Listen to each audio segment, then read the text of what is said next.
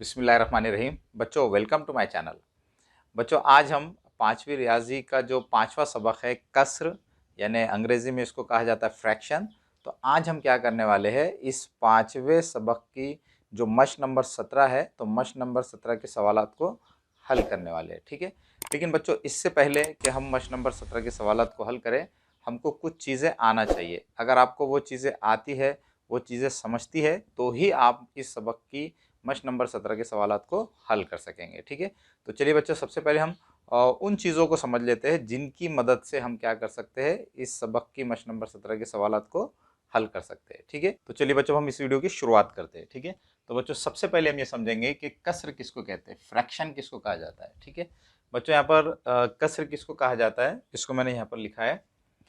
कसर यानी किसी चीज़ के बराबर हिस्सों में से हर एक हिस्से को कसर कहते हैं। ठीक है बच्चों, जब भी हम किसी भी चीज़ के बराबर हिस्से करते हैं, तो उस चीज़ के हर एक बराबर हिस्से को क्या कहा जाता है, कसर कहा जाता है, फ्रैक्शन कहा जाता है। ठीक है, जैसे बच्चों यहाँ पर आप देख सकते हैं कि यहाँ पर मैंने क्या किया है, एक सर्कल बनाया, एक दायरा बनाया, और इसके मैंने दो बराबर हिस्से किए हैं। ठीक है, इसके मैंने कुल दो बराबर हिस्से किए। ठीक है, तो बच्चों इस शक्ल का हर एक बराबर हिस्सा क्या कहलाएगा, कसर कहलाएगा, फ्रैक्शन कहलाएगा। ठीक है, जैसे यहाँ पर इस दायरे का ये जो ऊपर वाला जो बराबर हिस्सा है, इसको भी हम क्या कहेंगे, कसर कहेंगे, और इस नीचे वाले बराबर हिस्से को भी क्या कहेंगे, कसर कहेंगे। ठीक है, तो बच्चों कसर एक बहुत आसान चीज़ है।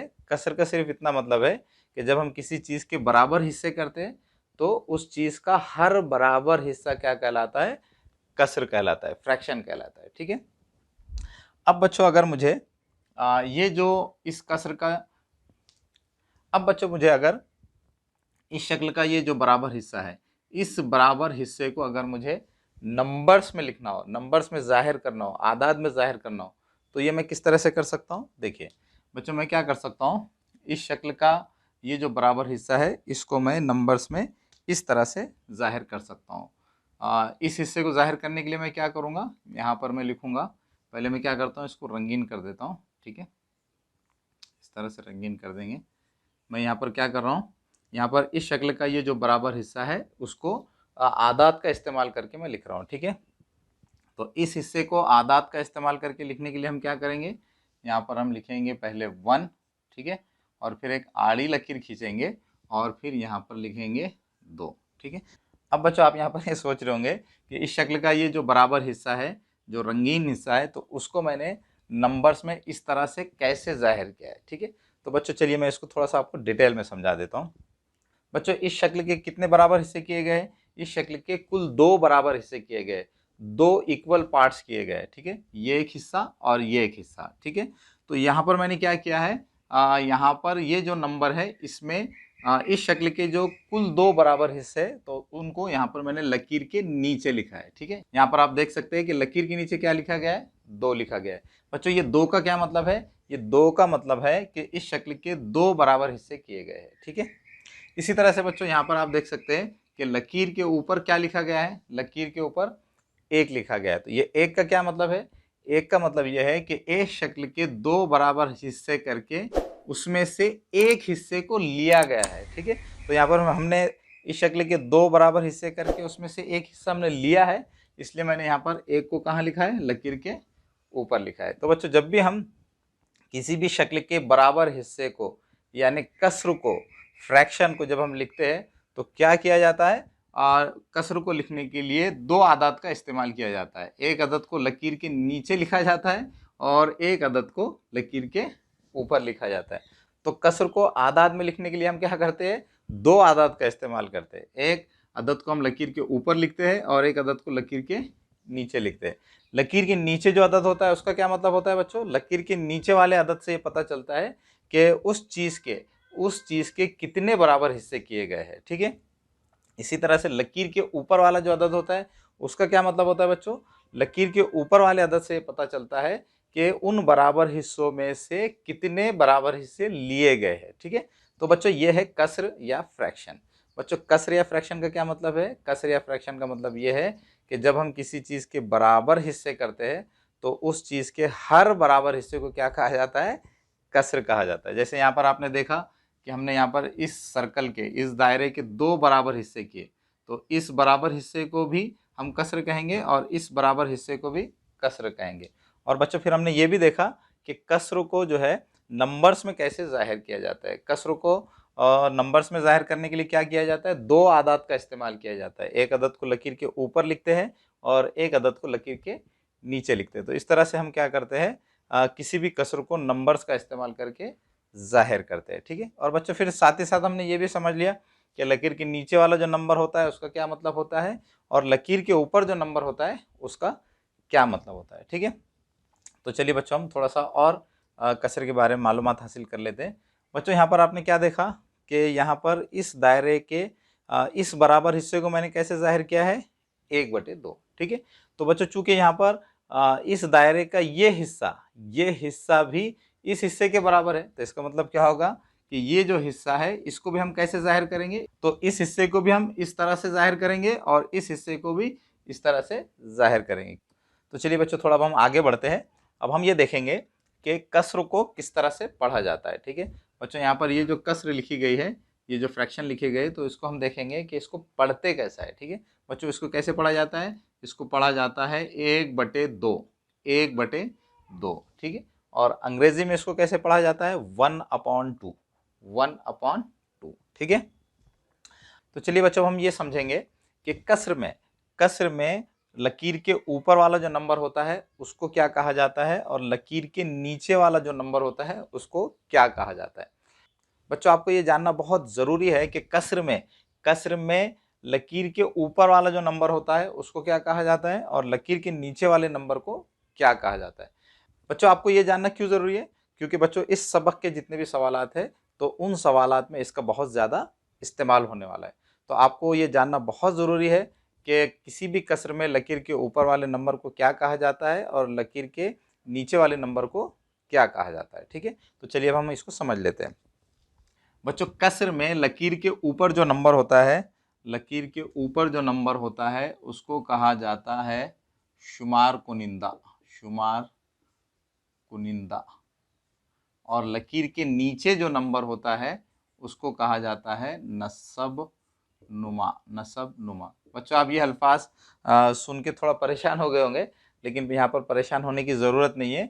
शुमार कुनिंदा का बस इतना मतलब है कि कसर में लकीर के ऊपर वाला अदद, और नसब नुमा का बस इतना मतलब है कि कसर में लकीर के नीचे वाला अदद। तो आपको ये शुमार कुनिंदा और ये नसब नुमा ये जो अल्फाज हैं इनको सुन के घबराने की ज़रूरत नहीं है। ठीक है बच्चों, शुमार कुनिंदा को अंग्रेजी में क्या कहा जाता है, शुमार कुनिंदा को कहा जाता है न्यूमरेटर, न्यूमरेटर। ठीक है, इसी तरह से नसब नुमा को अंग्रेजी में क्या कहा जाता है, डिनोमिनेटर, डिनोमिनेटर। ठीक है, तो इस तरह से बच्चों हमने यहाँ पर कसरों को डिटेल में समझ लिया है। अगर आप कसर के बारे में ये तमाम चीज़ें अच्छी तरह से समझ गए होंगे तो आप इस सबक के जो सवालात हैं उनको आसानी से समझ सकेंगे। ठीक है, तो चलिए बच्चों हम ये समझेंगे कि हम कीमत कसरे किनको कहा जाता है, इक्विवेलेंट फ्रैक्शंस किनको कहा जाता है।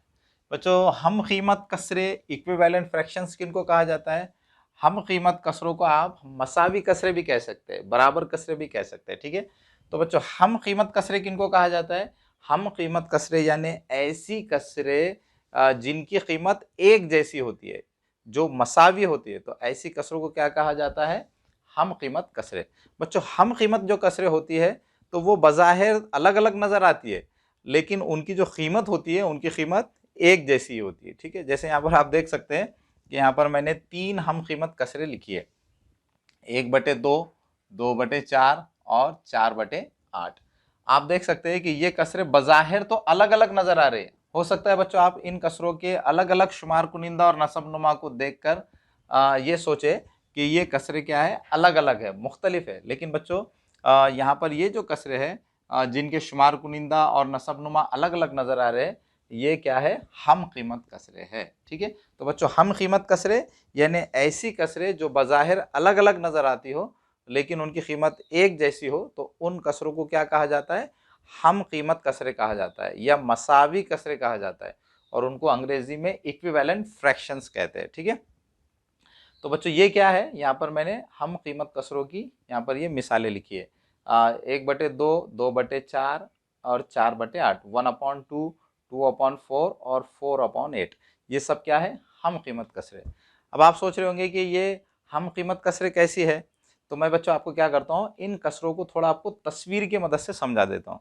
तो तस्वीर की मदद से आप बहुत आसानी से समझ जाएंगे कि ये कसरे जो बज़ाहिर अलग अलग नजर आ रहे हैं, लेकिन उसके बावजूद भी उनकी जो कीमत है वो कैसी है, एक जैसी है। ठीक है, जैसे बच्चों यहाँ पर ये जो कसर है 1/2, 1/2 का क्या मतलब है बच्चों, जैसे अभी आपने यहाँ पर कसर क्या है उसको डिटेल में समझा है, तो अगर आप ये समझ गए होंगे तो आप यहाँ पर भी आसानी से समझ सकेंगे। ठीक है बच्चों, 1/2 का मतलब क्या है, 1/2 का मतलब ये है कि एक चीज के दो बराबर हिस्सों में से एक हिस्सा। ठीक है, जैसे बच्चों मैंने आपको यहाँ पर ये डिटेल में समझाया कि जो कसर होती है, तो कसर में लकीर के नीचे जो अदद होता है, तो उसका मतलब ये होता है कि उस चीज के कितने बराबर, कुल कितने बराबर हिस्से किए गए। ठीक है, तो यहाँ पर भी ये जो कसर है बच्चों 1/2, यहाँ पर लकीर के नीचे जो नंबर है, तो इस 2 का मतलब ये है कि एक चीज के कुल 2 बराबर हिस्से किए गए।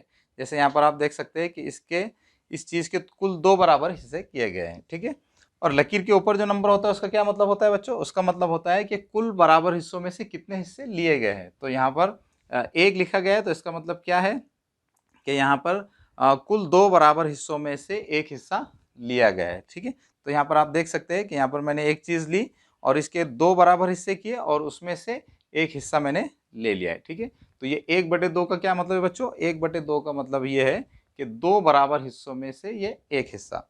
तो यहाँ पर ये जो रंगीन हिस्सा आपको नजर आ रहा है, ये रंगीन हिस्से को हम क्या बोलेंगे, इस रंगीन हिस्से को हम बोलेंगे 1/2। ठीक है, इसी तरह से बच्चों दूसरी कसर है 2/4। 2/4 का क्या मतलब है बच्चों, 2/4 में लकीर के नीचे कौन सा अदद है, 4 है। तो इसका मतलब क्या है कि एक चीज के कितने हिस्से किए जाएंगे, 4 बराबर हिस्से। तो यहाँ पर एक चीज के 4 बराबर हिस्से किए गए हैं, और फिर लकीर के ऊपर क्या लिखा गया है, लकीर के ऊपर लिखा गया है 2। और 2 का क्या मतलब है बच्चों, कि 4 बराबर हिस्सों में से 2 हिस्से लिए गए। तो यहाँ पर आप देख सकते हैं कि यहाँ पर मैंने 2/4 को तस्वीर के जरिए से इस तरह से जाहिर किया।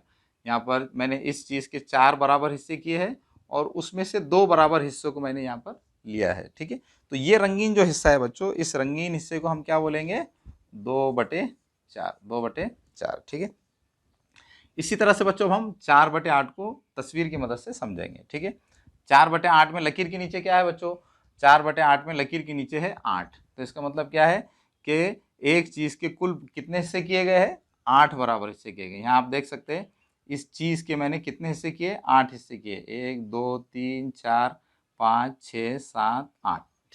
ठीक है, इसी तरह से लकीर के ऊपर क्या लिखा गया है, लकीर के ऊपर लिखा गया है 4।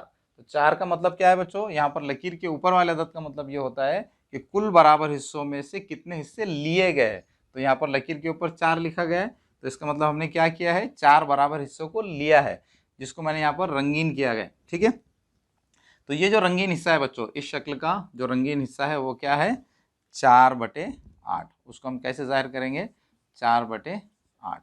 ठीक है, अब बच्चों आप यहाँ पर इन तस्वीरों की मदद से यहाँ पर गौर करेंगे तो आपको पता चलेगा कि ये जो 1/2 है, ये जो कसर है जिसको यहाँ पर शक्ल में इस रंगीन हिस्से से जाहिर किया गया है, इसी तरह से 2/4 इस कसर को यहाँ पर इस रंगीन हिस्से से जाहिर किया गया है, और 4/8 इसको यहाँ पर इस रंगीन हिस्से से जाहिर किया गया है। तो अगर आप इन शक्लों को देखेंगे तो आपको पता चलेगा कि ये हिस्सा और ये हिस्सा, ये तीनों हिस्से कैसे है, बराबर है। ठीक है, तो इसका मतलब क्या होगा, इसका मतलब ये होगा कि इन तीनों बराबर हिस्सों को जाहिर करने वाली ये जो तीनों कसरे हैं, ये तीनों कसरे भी कैसी होगी, बराबर होगी। ठीक है, क्योंकि बच्चों ये तीनों कसरे एक जैसी ही चीज को जाहिर कर रही है, इसलिए ये तीनों कसरे क्या होगी, बराबर होगी, हम कीमत कसरे होगी, इक्विवेलेंट फ्रैक्शंस होगी। ठीक है, तो इस तरह से बच्चों यहाँ पर आप देख सकते हैं कि ऐसी कसरे जो बज़ाहिर अलग अलग नजर आ रहे हो लेकिन उनकी कीमत यकसा हो, तो उनको क्या कहा जाता है, हम कीमत कसरे कहा जाता है, इक्विवेलेंट फ्रैक्शंस कहा जाता है। ठीक है, तो चलिए बच्चों हम कीमत कसरों के बारे में थोड़ी और मालूमात हासिल कर लेते हैं। अब हम ये देखेंगे कि हम कीमत कसरे किस तरह से बनाई जाती है, हम कीमत कसरे बनाने का तरीका क्या है। ठीक है, तो चलिए अब हम इसको समझ लेते हैं। ठीक है बच्चों, यहाँ पर आप देख सकते हैं कि ये कौन सी कसरे है, हम कीमत कसरे। अभी हमने देखा कि 1/2, 2/4 और 4/8 ये हम कीमत कसरे, इक्विवेलेंट फ्रैक्शंस है। ठीक है बच्चों, अगर आप यहाँ पर इस कसर में गौर करेंगे, जैसे यहाँ पर 1/2 लिखा गया है, तो अगर मैं इस कसर की हम कीमत कसर को हासिल करना चाहता हूँ, अगर मैं इस कसर की हम कीमत कसर 1/2 की हम कीमत कसर, यहाँ पर आप देख सकते हैं कि 1/2 की हम कीमत कसरें कौन कौन सी है, 2/4 और 4/8, ठीक है। तो अगर बच्चों मुझे 1/2 इस कसर की हम कीमत कसर को अगर हासिल करना हो, तो अगर आप यहाँ थोड़ा सा गौर करेंगे तो आपको पता चलेगा कि 1/2 इस कसर की हम कीमत कसर हासिल करने के लिए मुझे क्या करना होगा, यहाँ पर इस कसर का जो शुमार कुनिंदा है, यानी इस लकीर के ऊपर वाला जो अदद है, उसको मुझे क्या करना होगा, 2 से मल्टीप्लाई करना होगा, 2 से ज़र्ब करना होगा। 1 दूनी कितने होते हैं, 2 होते हैं, ठीक है। इसी तरह से बच्चों इस कसर का जो नसब नुमा है 2, उसको भी मुझे क्या करना होगा, 2 से ज़र्ब करना होगा, ठीक है। तो ये 2 दूनी कितने होंगे, 4 हो जाएंगे, ठीक है। तो इस तरह बच्चों यहाँ पर आपने देखा कि मुझे 1/2 की हम कीमत कसर को हासिल करने के लिए क्या करना पड़ा, यहाँ पर इस कसर के शुमार कुनिंदा और नसब नुमा को सेम नंबर से, एक जैसे अदद से मल्टीप्लाई करना पड़ा, ठीक है। इसी तरह से बच्चों ये जो कसर है 2/4, इस कसर की हम कीमत कसर हासिल करने के लिए मैं क्या कर सकता हूँ, यहाँ पर 2/4 इस कसर के शुमार कुनिंदा और नसब नुमा को सेम नंबर से मल्टीप्लाई करके इस कसर की हम कीमत कसर हासिल कर सकता हूँ, ठीक है। जैसे बच्चों 2/4 इस कसर की हम कीमत कसर हासिल करने के लिए हमको क्या करना होगा, हमको इस कसर के शुमार कुनिंदा को भी 2 से ज़र्ब करना होगा और नसब नुमा को भी 2 से ज़र्ब करना होगा, ठीक है। 2 दूनी कितने होते हैं बच्चों, 4। इसी तरह से ये 4 दूनी कितने होते हैं, 8। तो इस तरह बच्चों आपने यहाँ पर देखा कि यहाँ पर हमने 2/4 इस कसर की हम कीमत कसर को हासिल करने के लिए हमने क्या किया, इस कसर के शुमार कुनिंदा और इस कसर के नसब नुमा को सेम नंबर से मल्टीप्लाई किया, ठीक है। तो बच्चों यहाँ से हमको ये बात समझ में आती है कि किसी भी कसर की हम कीमत कसर हासिल करने के लिए हम क्या कर सकते हैं, उसके शुमार कुनिंदा और नसब नुमा को सेम नंबर से मल्टीप्लाई कर सकते हैं। तो इस तरह बच्चों हमको यहाँ पर ये उसूल मालूम हुआ कि अगर हमको किसी कसर की हम कीमत कसर इक्विवेलेंट फ्रैक्शन हासिल करना है, तो हमको क्या करना होगा, उस कसर के शुमार कुनिंदा और नसब नुमा को सेम नंबर से मल्टीप्लाई करना होगा, एक जैसे आदात से ज़र्ब करना होगा। तो जब हम किसी कसर के शुमार कुनिंदा और नसब नुमा को, शुमार कुनिंदा और नसब नुमा क्या मतलब है बच्चों, शुमार कुनिंदा का मतलब है कसर में लकीर के ऊपर वाला अदद, ठीक है, और नसब नुमा का क्या मतलब है, कसर में लकीर के नीचे वाला अदद, ठीक है। तो अगर हमें किसी कसर की इक्विवेलेंट फ्रैक्शन हासिल करना हो, हम कीमत कसर हासिल करना हो, तो हमको क्या करना होगा, उसके शुमार कुनिंदा और नसब नुमा को सेम नंबर से मल्टीप्लाई करना होगा, ठीक है। इसी तरह से बच्चों अगर हमको किसी कसर की हम कीमत कसर हासिल करना हो, तो हम क्या कर सकते हैं, उस कसर के शुमार कुनिंदा और नसब नुमा को तकसीम करके भी उस कसर की हम कीमत कसर, उस कसर की इक्विवेलेंट फ्रैक्शन हासिल कर सकते हैं, ठीक है। तो चलिए मैं आपको क्या करता हूँ बच्चों, इसको भी यहाँ पर इन हम कीमत कसरों की मदद से ही इसको समझा देता हूँ, ठीक है। तो पहले मैं क्या करता हूँ, ये थोड़ा साफ कर लेता हूँ इसको।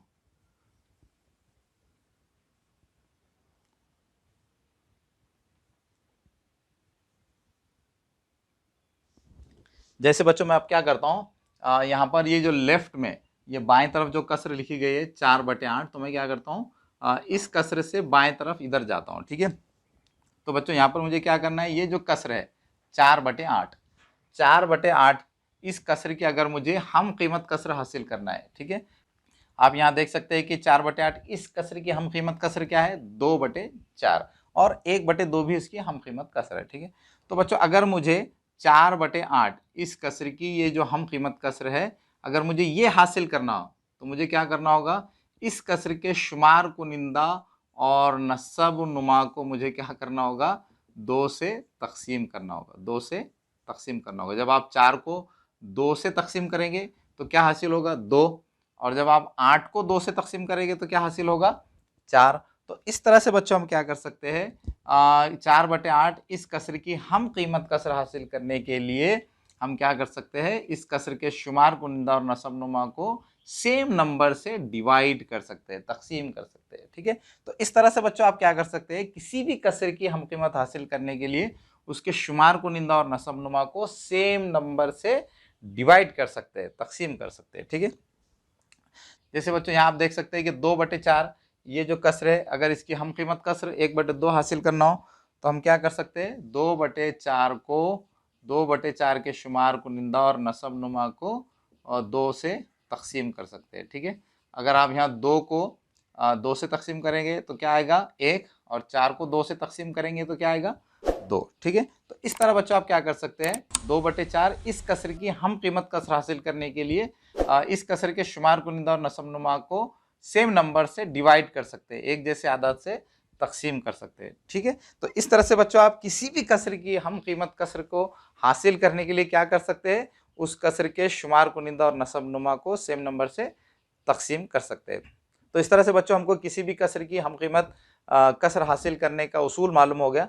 किसी भी कसर की हम कीमत कसर हासिल करने का उसूल ये है कि हम किसी भी कसर की हम कीमत कसरों को हासिल करने के लिए क्या कर सकते हैं, उस कसर के शुमार कुनिंदा और नसब नुमा को सेम नंबर से मल्टीप्लाई भी कर सकते हैं, ज़र्ब भी कर सकते हैं, या आप उस कसर की हम कीमत कसर हासिल करने के लिए कसर के शुमार कुनिंदा और नसब नुमा को सेम नंबर से एक जैसे आदात से तकसीम भी कर सकते हैं। तो इस तरह आप किसी भी कसर की हम कीमत कसर हासिल कर सकते हैं। बच्चों मुझे पूरी उम्मीद है कि आपको हम कीमत कसर किनको कहा जाता है, इक्विवेलेंट फ्रैक्शंस किनको कहा जाता है, और किसी भी कसर की हम कीमत कसर किस तरह से हासिल की जाती है, ये आपको अच्छी तरह से समझ में आ गया होगा।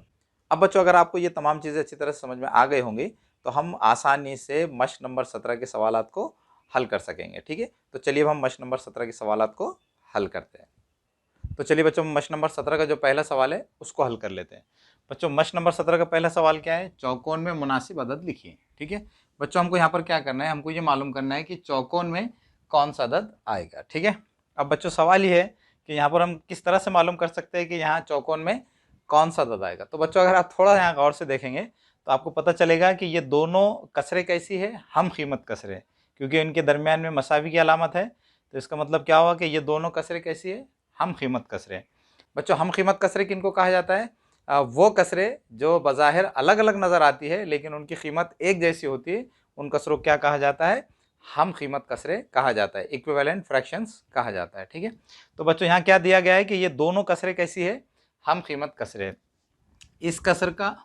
इस कसर की हम कीमत कसर क्या है, ये कसर है। ठीक है बच्चों, हम किसी भी कसर की हम कीमत कसर किस तरह से हासिल कर सकते हैं, किसी भी कसर की हम कीमत कसर हासिल करने के लिए हम उस कसर के शुमार कुनिंदा और नसब नुमा को एक नंबर से एक जैसे अदद से ज़र्ब भी कर सकते हैं और तकसीम भी कर सकते हैं। ठीक है, तो बच्चों यहाँ पर क्या दिया गया है कि ये जो कसर है, इस कसर की हम कीमत कसर क्या है, ये कसर है।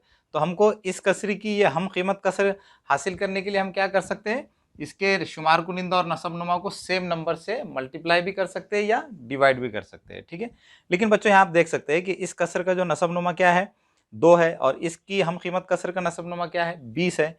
तो 2 से 20 हासिल करने के लिए हम क्या कर सकते हैं, इस कसर के शुमार कुनिंदा को और नसब नुमा को एक ही अदद से यानी 10 से ज़र्ब कर सकते हैं। जब हम इस कसर के शुमार कुनिंदा और नसब नुमा को एक ही अदद यानी 10 से ज़र्ब करेंगे, इसको भी 10 से ज़र्ब करेंगे, इसको भी 10 से ज़र्ब करेंगे, तो हमको इसकी हम कीमत कसर का जो नसब नुमा है 20 वो हासिल हो जाएगा। ठीक है, तो यहाँ पर मैं क्या करता हूँ, यहाँ ये जो कसर है 1/2, इस कसर की हम कीमत कसर का नसब नुमा 20 हासिल करने के लिए मैं क्या कर सकता हूँ, 1/2 के शुमार कुनिंदा और नसब नुमा को सेम नंबर से यानी 10 से ज़र्ब कर सकता हूँ। ठीक है, तो ये क्या आ जाएगा, 1 दाहे 10 और ये 2 दाहे 20। ठीक है, तो इस तरह से बच्चों को हम यहाँ पर ये कह सकते हैं कि यहाँ चौकोन में कौन सा अदद आएगा, चौकोन में आएगा 10। ठीक है, तो इस तरह बच्चों हमने यहाँ पर सवाल नंबर 1 की जो पहली मिसाल है उसको हल कर लिया है।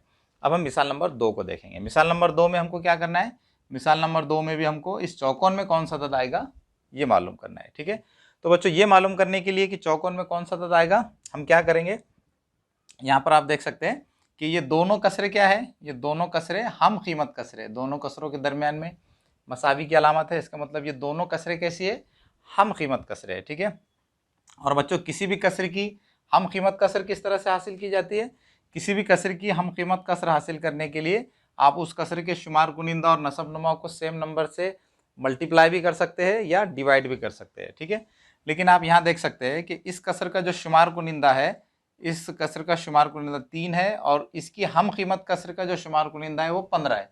तो 3 से 15 हासिल करने के लिए हम क्या कर सकते हैं, 3 से 15 हासिल करने के लिए हमको क्या करना होगा, इस कसर के शुमार कुनिंदा और नसब नुमा को 5 से ज़र्ब करना होगा। अगर आप थोड़ा सा गौर करेंगे तो आपको पता चलेगा कि यहाँ पर इस कसर की हम कीमत कसर का जो शुमार कुनिंदा है 15, उसको हासिल करने के लिए हम क्या करेंगे, हम क्या कर सकते हैं, 3 को 5 से ज़र्ब कर सकते हैं। ठीक है, तो यहाँ पर हम इसको लिख लेते हैं पहले 3/4। अब मुझे क्या करना है, इस कसर की हम कीमत कसर का जो शुमार कुनिंदा है, न्यूमरेटर है, वो 15 हासिल करना है। तो मुझे क्या करना होगा, इस कसर के शुमार कुनिंदा और नसब नुमा को 5 से मल्टीप्लाई करना होगा। ठीक है, तो ये क्या आ जाएगा, 3 पंजे 15 और ये क्या है, 4 पंजे 20। ठीक है, तो इस तरह से अब हम यहाँ पर ये कह सकते हैं कि इस बॉक्स में कौन सा अदद आएगा, 20। ठीक है, तो इस तरह बच्चों हमने मिसाल नंबर 2 को भी हल कर लिया। अब मिसाल नंबर 3 को देखेंगे। ठीक है, मिसाल नंबर 3 में क्या दिया गया है, मिसाल नंबर 3 में वो कह रहे हैं कि इस बॉक्स में कौन सा अदद आएगा ये मालूम कीजिए। ठीक है बच्चों, यहाँ पर भी ये दोनों कसरे कैसी है, हम कीमत कसरे है, और किसी भी कसर की हम कीमत कसर हासिल करने के लिए हम क्या कर सकते हैं, उस कसर के शुमार कुनिंदा और नसब नुमा को सेम नंबर से मल्टीप्लाई भी कर सकते हैं, डिवाइड भी कर सकते हैं। बच्चों यहाँ पर आप देख सकते हैं कि इस कसर का शुमार कुनिंदा क्या है, 9 है, और इस कसर की हम कीमत कसर का शुमार कुनिंदा कितना है, 18 है।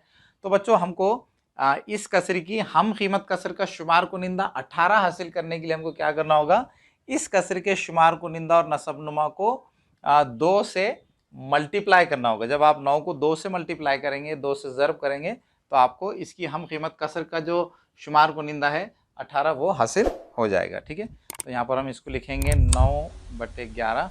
अब हमें क्या करना है, इस कसर की हम कीमत कसर का शुमार कुनिंदा कितना बनाना है, 18 बनाना है। तो हमको क्या करना होगा, 9/11 को 2 से ज़र्ब करना होगा। ठीक है, 2 से ज़र्ब करना होगा, तो ये क्या हो जाएगा, 9 दूनी 18 और ये 11 दूनी 22। ठीक है, तो इस तरह से अब हम यहाँ पर ये कह सकते हैं कि इस चौकोन में कौन सा अदद आएगा, 22। ठीक है, तो इस तरह बच्चों हमने मश्क नंबर 17 के पहले सवाल की 3 मिसालों को यहाँ पर हल कर लिया है।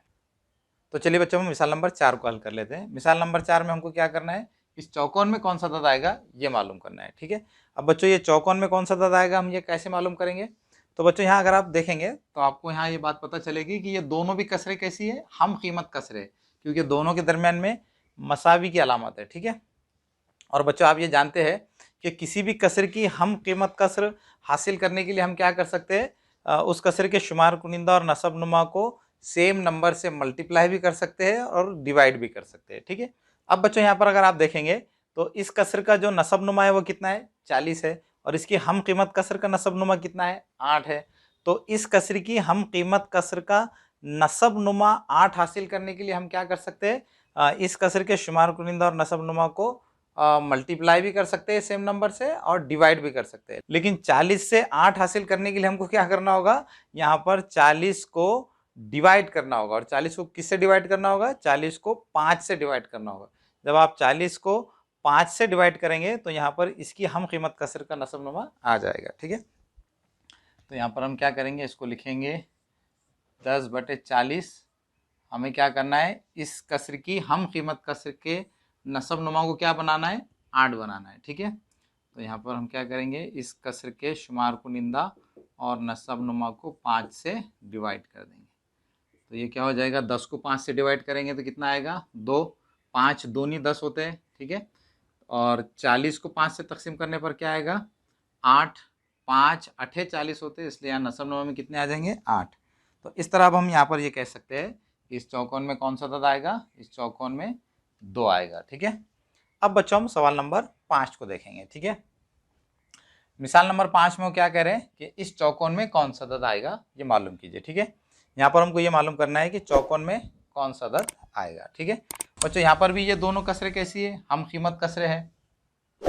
इस कसर की हम कीमत कसर ये है, और बच्चों हम इस कसर की हम कीमत कसर हासिल करने के लिए क्या कर सकते हैं, इस कसर की हम कीमत कसर हासिल करने के लिए हम इस कसर के शुमार कुनिंदा और नसब नुमा को सेम नंबर से मल्टीप्लाई भी कर सकते हैं और डिवाइड भी कर सकते हैं। ठीक है बच्चों, इस कसर का जो नसब नुमा है वो है 26, और इस कसर की हम कीमत कसर का नसब नुमा कितना है, 13।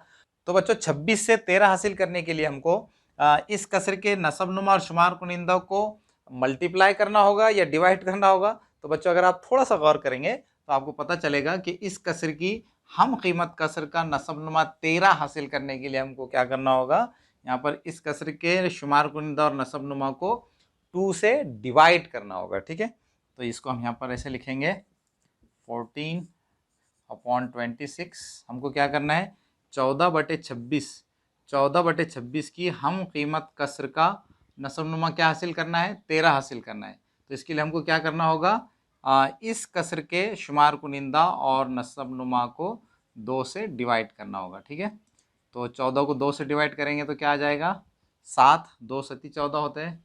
इसी तरह से 26 को 2 से डिवाइड करेंगे तो क्या आएगा, पहले हम 2 को डिवाइड करेंगे तो 2 एकन 2, फिर 6 को डिवाइड करेंगे 2 तिया 6।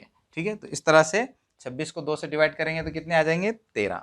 ठीक है, तो अब हम यहाँ पर ये कह सकते हैं कि यहाँ चौकोन में कौन सा अदद आएगा, चौकोन में 7 ये अदद आएगा। ठीक है, अब बच्चों मिसाल नंबर 6 को देखेंगे। मिसाल नंबर 6 में हमको क्या करना है, यहाँ चौकोन में कौन सा अदद आएगा ये मालूम करना है। ठीक है बच्चों, यहाँ पर भी आप देख सकते हैं कि ये दोनों भी हम कीमत कसरे हैं। ठीक है बच्चों, किसी भी कसर की हम कीमत कसर हासिल करने के लिए हम क्या कर सकते हैं, शुमार कुनिंदा और नसबनुमा को सेम नंबर से मल्टीप्लाई कर सकते हैं या डिवाइड कर सकते हैं। ठीक है, अब बच्चों हमको इस कसरी की ये जो हम कीमत कसर है, तो इस कसरी की हम कीमत कसर का नसबनुमा 3 बनाने के लिए, 6 से 3 बनाने के लिए हमको क्या करना होगा, ज़र्ब करना होगा कि तकसीम करना होगा। तो बच्चों अगर आप थोड़ा गौर करेंगे तो आपको पता चलेगा कि इस कसरी की हम कीमत कसर का नसबनुमा 3 बनाने के लिए हमको यहाँ पर इस कसर के नसबनुमा 6 को 2 से डिवाइड करना होगा। ठीक है, तो यहाँ पर हम क्या करेंगे, इसको इस तरह लिखेंगे 4/6। हमें क्या करना है, 4/6 इस कसर की हम कीमत कसर का नसबनुमा क्या बनाना है, 3 बनाना है। तो यहाँ पर हम क्या करेंगे, इस कसर के शुमार कुनिंदा और नसबनुमा को 2 से डिवाइड करेंगे। ठीक है, तो ये 2 दूनी 4 होते हैं, इसलिए जवाब आएगा 2। 6 को 2 से तकसीम करेंगे तो क्या जवाब आएगा, 3। 2 तिया 6 होते हैं, इसलिए यहाँ पर 3 आ जाएगा। ठीक है, तो इस तरह अब हम यहाँ पर ये कह सकते हैं कि यहाँ चौकोन में कौन सा अदद आएगा, चौकोन में 2 ये अदद आएगा। ठीक है, तो इस तरह से बच्चों हमने सवाल नंबर 1 की 6 मिसालों को हल कर लिया है। अब इस पहले सवाल की और 2 मिसालें रह गई, अब हम उन मिसालों को हल करेंगे। तो चलिए बच्चों हम मिसाल नंबर 7 को देख लेते हैं। मिसाल नंबर 7 में हमको क्या करना है, इस चौकोन में कौन सा अदद आएगा ये मालूम करना है। ठीक है बच्चों, यहाँ पर भी ये 2 कसरे दी गई है और ये दोनों भी कसरे हम कीमत कसरे हैं, इनके दरमियान में मसावी की अलामत है, इसलिए दोनों भी हम कीमत कसरे हैं। ठीक है बच्चों, इस कसर की हम कीमत कसर क्या है, ये है। किसी भी कसर की हम कीमत कसर हासिल करने के लिए हम क्या कर सकते हैं, हम उस कसर के शुमार कुनिंदा और नसबनुमा को सेम नंबर से मल्टीप्लाई भी कर सकते हैं, डिवाइड भी कर सकते हैं। ठीक है बच्चों, यहाँ पर ये जो कसर है, इस कसर का शुमार कुनिंदा क्या है, 4 है। ठीक है, और इसकी हम कीमत कसर का शुमार कुनिंदा क्या है, 1 है। तो बच्चों हमको इस कसर की हम कीमत कसर का शुमार कुनिंदा 1 हासिल करने के लिए क्या करना होगा, यहाँ पर इस कसर के शुमार कुनिंदा और नसबनुमा को मल्टीप्लाई करना होगा या डिवाइड करना होगा। तो बच्चों आप थोड़ा सा गौर करेंगे तो आप आसानी से बता सकेंगे कि इस कसर की हम कीमत कसर का शुमार कुनिंदा 1 हासिल करने के लिए हमको क्या करना होगा, इस कसर के शुमार कुनिंदा और नसबनुमा को 4 से डिवाइड करना होगा। जब आप इसके शुमार कुनिंदा को 4 से डिवाइड कर देंगे तो 4 को 4 से डिवाइड करने पर क्या आएगा, 1 आ जाएगा। और जब हम 20 को 4 से डिवाइड करेंगे तो क्या आ जाएगा, 5 आ जाएगा। ठीक है, तो चलिए इसको हम थोड़ा सा यहाँ पर डिटेल में देख लेते हैं। यहाँ पर हमें क्या करना है, ये जो 4/20 ये जो कसर है, इस कसर की हम कीमत कसर का शुमार कुनिंदा क्या बनाना है, 1 बनाना है। तो इसके लिए हमको क्या करना होगा, इसके शुमार कुनिंदा और नसबनुमा को 4 से डिवाइड करना होगा। ठीक है, तो जब आप 4 को 4 से डिवाइड करेंगे तो क्या आएगा, 4 एकन 4 होते हैं, इसलिए यहाँ पर 1 आ जाएगा। और 20 को 4 से डिवाइड करेंगे तो क्या आएगा, 4 पंजे 20 होते हैं, इसलिए यहाँ पर 5 आ जाएगा। ठीक है, तो इस तरह यहाँ पर आप ये कह सकते हैं कि यहाँ पर चौकोन में कौन सा अदद आएगा, 5। ठीक है, 5। अब बच्चों सवाल नंबर 1 की आखिरी मिसाल है, मिसाल नंबर 8। अब हम उसको हल करेंगे। ठीक है, यहाँ पर हमको क्या करना है, इस चौकोन में कौन सा अदद आएगा ये मालूम करना है। ठीक है, यहाँ पर भी ये दोनों कसरे हम कीमत कसरे है।